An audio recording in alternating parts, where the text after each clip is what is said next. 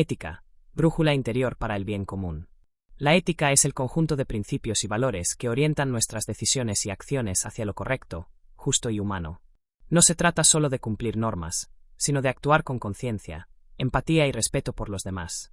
En lo profesional, la ética guía el ejercicio responsable de una vocación, evitando el daño y promoviendo el bienestar social. En lo personal, nos ayuda a vivir con coherencia entre lo que pensamos, decimos y hacemos. Orígenes de la ética. El primer documento escrito en el que aparece la palabra ética es el poema griego La Ilíada de Homero.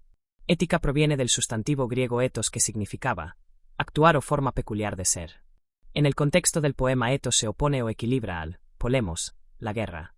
Los filósofos que le dan forma definitiva a esta rama de la filosofía son Sócrates, Platón y Aristóteles. Uno de los mandatos socráticos más importantes fue el de Epimeleia cura sui, es decir, cultívate a ti mismo. La ética concibe al hombre como producto de sus acciones y sus obras. Para Platón, el hombre es la única criatura incompleta de la creación. Es un ser que se va construyendo a sí mismo. Para la construcción de sí mismo, el hombre tiene la libertad de hacerla bien o hacerla mal.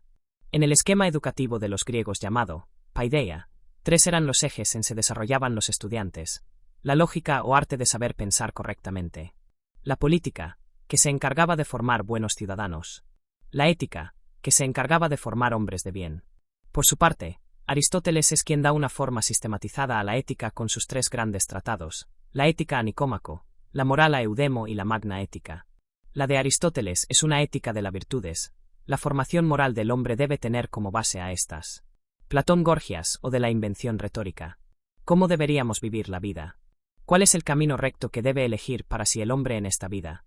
Para efectos de su estudio a la ética se la ha dividido en 2 grandes campos: ética deontológica y ética teleológica. La ética deontológica es una teoría del deber ser.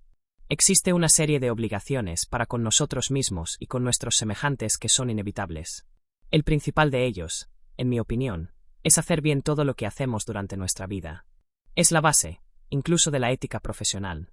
Por su parte, la ética teleológica se dedica al tema del sentido de nuestros actos, es decir, con qué finalidad hacemos lo que hacemos. Para ello es necesario tomar en cuenta que cuando actuamos se activa un complejo mecanismo: el comportamiento moral. 3 son los elementos que constituyen a este comportamiento en todos sus ámbitos: libre. La libertad entendida como la capacidad que tiene el hombre para elegir lo que prefiere. Consciente. La capacidad humana para valorar sus acciones en función de su bondad o su maldad. Responsable. Capacidad humana de responder por nuestros actos en todas las circunstancias. Con respecto a este último elemento se podría dar una amplia discusión, ya que en la actualidad se habla de la responsabilidad en diversos ámbitos de la sociedad, entre ellos, la actividad empresarial, la tecnología y la ciencia. En nuestros días la expresión curriculum vitae parece poseer una significación enteramente comprensible de suyo. Sin embargo, no debemos entenderla muy bien, porque ahora ese enunciado no se refiere al curso que ha tomado nuestra vida según lo logrado por nuestro ser y nuestro quehacer, sino a la comunicación de lo que hemos hecho en nuestro oficio o profesión. Esta se muestra reducida casi a un mero registro cronológico de habilidades, aprendizajes y puestos desempeñados.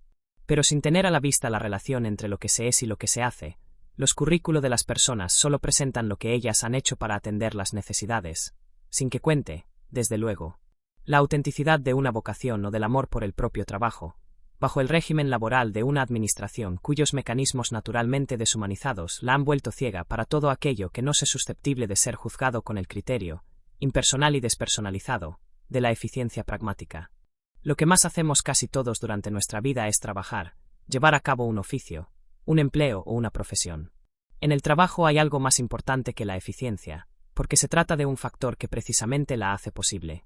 Este algo de carácter ético es lo único que funciona como razón de ser de una genuina eficiencia en las profesiones y oficios.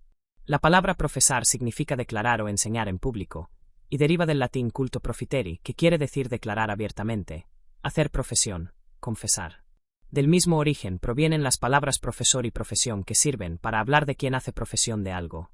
El que es verdaderamente un profesional renuncia a sus intereses personales, cualesquiera que estos sean, y en cuerpo y alma se pone al servicio de los intereses de su profesión, cuyo fundamento ético, asentado en la dignidad humana, impide tomar al hombre como un medio.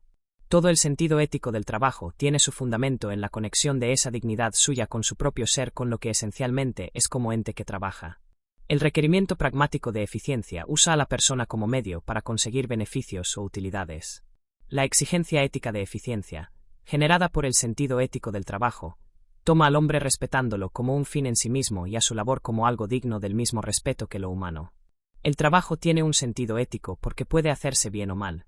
El sentido ético de la vida es posible porque puede vivirse bien o mal.